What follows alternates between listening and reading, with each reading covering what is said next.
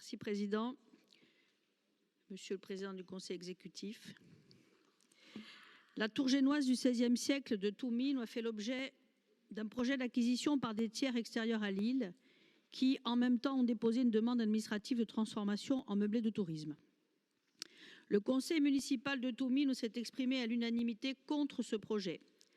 La commune souhaite que le bien intègre le patrimoine public. Cette tour est un élément important de l'histoire du village et de la Corse en général. La prise de position du conseil municipal et les nombreux appels à la mobilisation ont empêché ce projet d'aboutir. La municipalité, ne disposant pas en l'état d'un plan local d'urbanisme, ne peut pas faire usage du droit de préemption urbain. Et quand bien même elle le pourrait, compte tenu du prix de vente affiché de l'ordre de 215 000 €, elle serait dans l'incapacité d'assumer une telle charge financière. Ce projet de vente, qui n'est malheureusement pas une exception, a démontré une nouvelle fois la nécessité absolue d'un statut d'autonomie et d'un pouvoir législatif qui, nous le pensons, permettra de stopper les logiques de spéculation et de dépossession. En attendant de disposer d'un véritable statut d'autonomie qui garantisse les intérêts du peuple corse sur sa terre, la collectivité de Corse doit jouer un rôle crucial dans la protection du patrimoine et du foncier, particulièrement face à la pression croissante liée à la spéculation immobilière.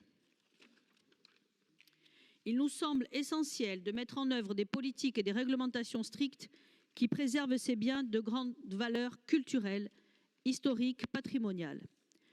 Au-delà d'altérer l'intégrité architecturale et historique des bâtiments, la transformation de certains biens patrimoniaux en logements touristiques provoque une hausse des prix immobiliers, rendant ces zones inaccessibles pour les résidents corses. Nous nous souvenons des intentions de prédation sur le couvent Santa Gadalina de Sisco. Ces derniers jours, la tour de Toumine a été ciblée. Nous pouvons malheureusement supposer que d'autres édifices emblématiques de notre patrimoine pourraient aiguiser des appétits spéculatifs. Pour éviter que ces biens soient à nouveau menacés par la dépossession et la spéculation, Monsieur le Président, pouvez-vous nous informer des moyens dont dispose la collectivité de Corse pour enrayer ces phénomènes et préserver notre bien commun? Je vous remercie. Merci. Donc nous ferons une réponse à deux voix avec le Président. Donc Madame la conseillère, Monsieur le conseiller, je vous remercie pour ces questions dont le sujet, le patrimoine architectural de notre île, et vos inquiétudes touchent et ont touché de nombreux Corses. Vos questions font écho à l'actualité de ces derniers jours avec la polémique sur la tour de Pau, située sur la commune de Toumine. Concernant cet édifice, il est important d'indiquer dans un premier temps qu'il n'est pas protégé au titre des monuments historiques et qu'il n'entre pas non plus dans notre programme de tour littorale. Et pourtant, le sujet a mobilisé et il mérite toute notre attention. Avant de développer mon propos, vous rappelez notre engagement depuis plusieurs années en faveur du patrimoine, à travers notamment l'investissement de près de 4 millions d'euros, spécifiquement sur le programme des tours dites génoises, propriété de la collectivité de Corse. Donc on peut citer la tour de Faouté, la tour de Nonze, à Capodimour, celle de Capitel, sur la commune de Grosseto-Prugno, et la liste n'est pas exhaustive.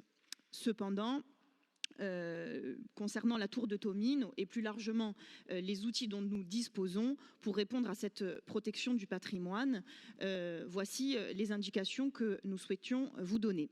Tout d'abord, du point de vue du territoire de la commune, comme ça a été rappelé, celle-ci n'est pas dotée de documents d'urbanisme et donc ce sont les dispositions combinées du code de l'urbanisme et du code du patrimoine qui s'appliquent, qui prévoient des mesures spécifiques, principalement l'expropriation pour cause d'utilité publique et le droit de préemption. Mais cette option n'est pas ouverte car, comme je vous le disais, cette tour n'est pas classée. Mais par ailleurs, nous pourrions envisager de lancer au niveau de la collectivité de Corse la procédure aboutissant au classement des tours en monuments historiques pour permettre, le cas échéant, l'expropriation. Du point de vue de la collectivité de Corse, aujourd'hui, pour rappel, notre politique patrimoniale se décline en 4 grandes actions. D'abord, inventorier et connaître, à travers notamment l'inventaire général du patrimoine. La deuxième action est de protéger, à travers le Conseil des sites de Corse, qui est coprésidé par un représentant de l'État et le président du Conseil exécutif. Et nous y déclinons une politique volontariste en termes de protection visant à valoriser la diversité du patrimoine de Corse. La troisième est de conserver, restaurer et mettre en valeur. Nous assurons, et vous le savez, la maîtrise d'ouvrage directe d'un certain nombre de projets de conservation, de restauration et de mise en valeur. De grands programmes sont en cours. On pense à la cathédrale d'Ayatch ou la citadelle de Corte ou évidemment le programme des tours littorales dont je parlais précédemment. Et enfin, la quatrième, l'action foncière.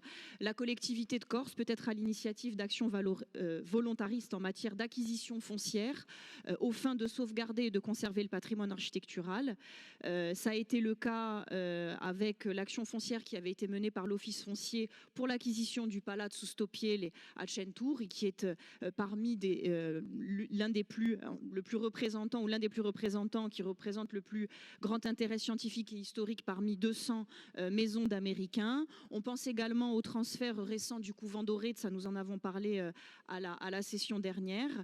Pour autant, évidemment, nous considérons aujourd'hui que la situation n'est pas satisfaisante et que nous devons aller plus loin. Pour intervenir, puisqu'il s'agit là plus spécifiquement, je dirais, d'un phénomène de spéculation foncière et de dépossession avec un changement de destination prévu donc pour la tour duquel nous devons nous prémunir. Et effectivement, le droit constant, pour le moment, ne nous permet pas d'aboutir à une solution satisfaisante. C'est la raison pour laquelle nous réaffirmons que la compétence culture et patrimoine doit revenir entièrement à la collectivité de Corse pour permettre la maîtrise totale, la protection et la valorisation de notre patrimoine corse, évidemment dans le cadre de l'autonomie. Aujourd'hui, nous pourrions imaginer, comme c'est le cas en Polynésie française, que le droit de préemption permette à la collectivité de Corse autonome de surveiller, de mettre à déclaration toutes les ventes qui se feraient en Corse, avec évidemment pour but de protéger notre patrimoine et de faire en sorte qu'il puisse revenir dans notre giron et éviter tous ces phénomènes de dépossession. Enfin, évidemment, l'outil fiscal, puisqu'il est indispensable, il pourrait être mobilisé, permettant de récupérer tout ou partie de la rente générée par la puissance publique avec un fléchage de la recette vers le financement des politiques publiques patrimoniales. Vous l'avez compris, chers conseillers, notre volonté est d'aboutir à un transfert total de la compétence culture et patrimoine à la collectivité afin d'éviter que des cas comme celui de la tour de Tomine ne se reproduisent. Aring Radiabi. Aring Radiabi, Monsieur le Président. Merci Madame la conseillère exécutive, merci Madame, Monsieur les conseillers territoriaux. Non, simplement, quelques mots d'explication, puisqu'on est dans les temps qu'il y a eu des questions orales. Au-delà de l'aspect technique, cette affaire de la tour de Tomine a souligné la nécessité d'une démarche politique, historique, patrimoniale et institutionnelle. On est, au-delà des débats techniques et juridiques, au cœur de ce qui fait notre identité, notre histoire, notre relation à la terre. D'abord, rendre hommage, bien sûr, au maire de Tomine, au François Hollande et au conseil municipal qui se sont saisis de cette affaire et qui, par délibération, ont dit très clairement leur refus, d'abord d'une vente, ensuite d'une vente à caractère économique, voire spéculatif, puisqu'il s'agissait non seulement de vendre le bien dont la propriété est actuellement privée, de le vendre donc à un tiers acquéreur, mais de le vendre aux fins de transformation du bien en meublé de tourisme. Donc le maire et le conseil municipal se sont opposés. Merci de vous être opposés et merci donc d'avoir fait connaître cette problématique. Ensuite, mouvement Fais-moi Gourse a relayé à la fois le refus et la nécessité d'une réflexion collective, et il y a eu une mobilisation très large qui a permis de dissuader les acquéreurs et de laisser les choses en l'état. Et il faut se féliciter bien sûr et de cette mobilisation démocratique et de son issue positive.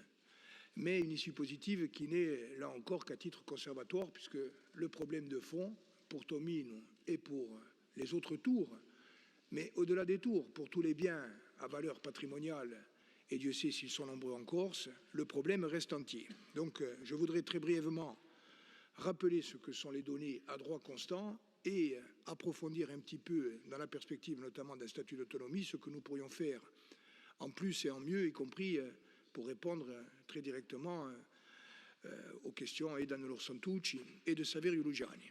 Bon, d'abord, le constat du droit actuel, c'est que c'est un droit fragmenté entre l'État, la collectivité de Corse, un certain nombre d'institutions, et que c'est un droit qui est inadapté à une réponse politique d'ensemble. Ça a été dit, la commune de Tomine était impuissante. Pas de PLU, pas de droit de préemption. Et même si elle avait eu un droit de préemption, elle aurait été dans l'incapacité totale d'acquérir le bien au prix du marché annoncé. Deuxièmement, y compris à travers les premiers communiqués de certaines organisations, on a invité la collectivité de Corse et l'Office foncier à se saisir juridiquement du dossier. On doit répondre très clairement qu'à droit constant, nous n'avions pas la possibilité d'intervenir. L'Office foncier peut intervenir en accompagnement pour porter des projets, il peut se porter acquéreur, mais il n'a aucune possibilité de préemption. La collectivité de Corse n'en avait pas plus de possibilité de préemption.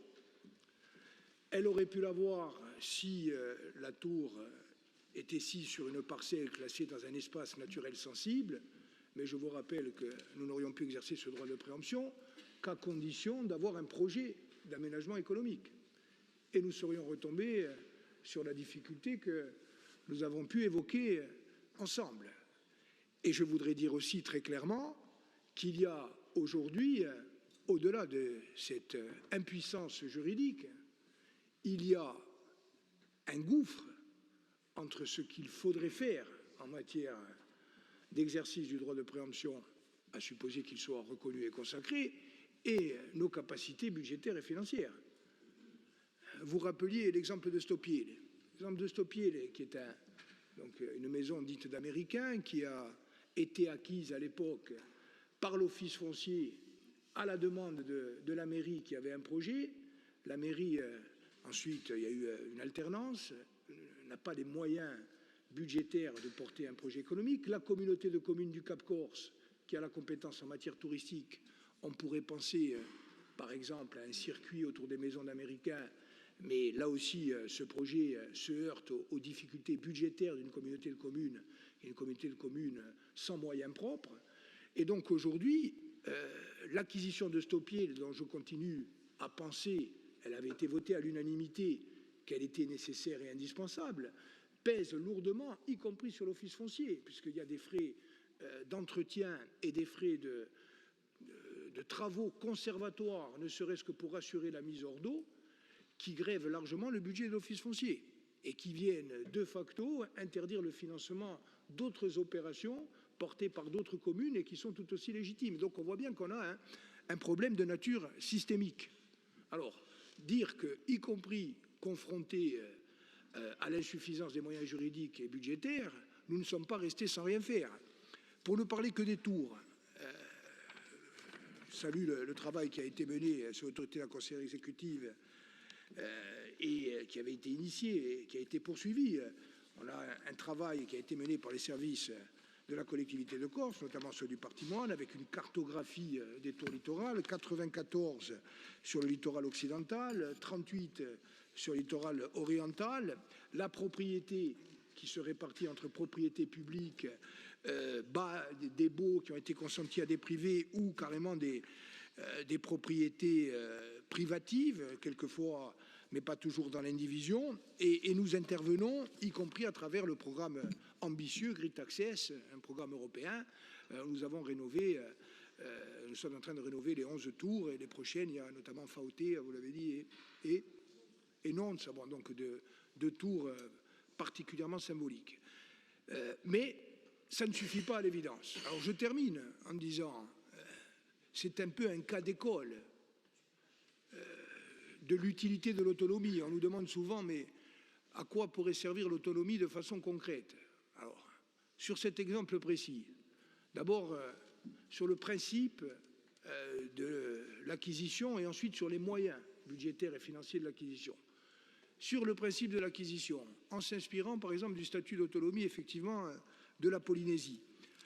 il y a en Polynésie un droit de préemption élargi autour d'une notion de bien qui a été créée sui generis. Vous avez vu qu'aujourd'hui, il y a des régimes qui sont très différents, très lourds à mettre en œuvre, et la gestion des procédures relève à titre principal de l'État. Dans un statut d'autonomie, on pourrait très bien penser que la collectivité de Corse a la possibilité de définir une catégorie de biens immobiliers ou mobiliers qui présente, je reprends les termes du statut de Polynésie, un intérêt du point de vue de l'histoire, de l'art, de la science, de la technique, du patrimoine matériel ou immatériel qui rend désirable ou nécessaire l'acquisition et la préservation. Et là, on a un régime unique qui est défini pour le coup par la loi de Corse qui va permettre d'intervenir. Et je rappelle, me tournant notamment vers les maires qui sont dans la salle, c'est que moi je pense effectivement que en premier rang et chaque fois que possible, c'est à la commune de porter ce type de projet. Et qu'en Polynésie, ce droit de préemption générale est reconnu aussi bien à la commune qu'à la collectivité. Donc c'est un droit qui est exercé en concours avec une priorité pour la commune. Donc moi je pense que cette idée-là, elle vient démontrer, parce qu'il n'y a pas que les tours. On a tous en tête des fortins, des immeubles. Je ne vais pas citer des immeubles parce que j'en oublierai certains. Et puis, la plupart d'entre eux sont aujourd'hui privatifs. Bon, moi, je ne pense pas qu'on doive aller brutalement vers des expropriations. Ça n'a jamais été notre philosophie, y compris dans d'autres cas. Il faut négocier. Par contre, avec un droit de préemption renforcé, s'il y a une volonté de cession, à un tiers, eh bien, la personne publique intervient. Et donc ça, c'est le premier niveau. Le deuxième niveau, ce sont les moyens. Donc les moyens, et là aussi l'autonomie est un bon exemple. On a parlé champ de compétences dans lequel, selon nous, le pouvoir normatif de nature législative aurait vocation à s'appliquer. Je pense que par définition, dans ce type de registre et de compétences, eh bien oui, on a vocation à avoir un pouvoir normatif de nature législatif, et on a vocation à pouvoir fixer une fiscalité qui va être une fiscalité liée à l'immobilier et aux transactions immobilières, qui va être dissuasive vis-à-vis de la spéculation, on va dire souvent, et le produit de cette fiscalité peut venir, eh bien, par exemple, alimenter, on avait parlé de ressources fléchées, notre politique de logement, notre politique d'acquisition des terrains agricoles, notre politique d'exercice du droit de préemption, y compris au profit des communes. Et on peut également penser, et je termine, à des mécanismes fiscaux, puisque si on se situe dans le cadre de la propriété privée par un tiers qui va vendre, on peut très bien penser que l'acquisition se fait pour préserver les finances publiques à un prix qui n'est pas celui du marché, mais avec un mécanisme d'avoir fiscal, par exemple, qui permet aux tiers qui envisagent de vendre et qui acceptent de vendre à un prix qui est inférieur au du marché, de retrouver, à travers un avoir fiscal, un intérêt à la vente. Donc moi, je pense que cet exemple précis qui a conduit à se mobiliser avec succès pour assurer que la tour de Tomino ne fasse pas l'objet d'une vente spéculative, nous a permis de démontrer par l'exemple d'abord que la mobilisation démocratique paye, celle du maire, du conseil municipal, relayée ensuite et soutenue de façon très large, et deuxièmement nous a démontré que, y compris dans des domaines qui sont des domaines très concrets, un statut d'autonomie nous permettrait de construire et de mettre en œuvre des solutions très opérationnelles au profit de la Corse, du peuple corse et de l'intérêt général.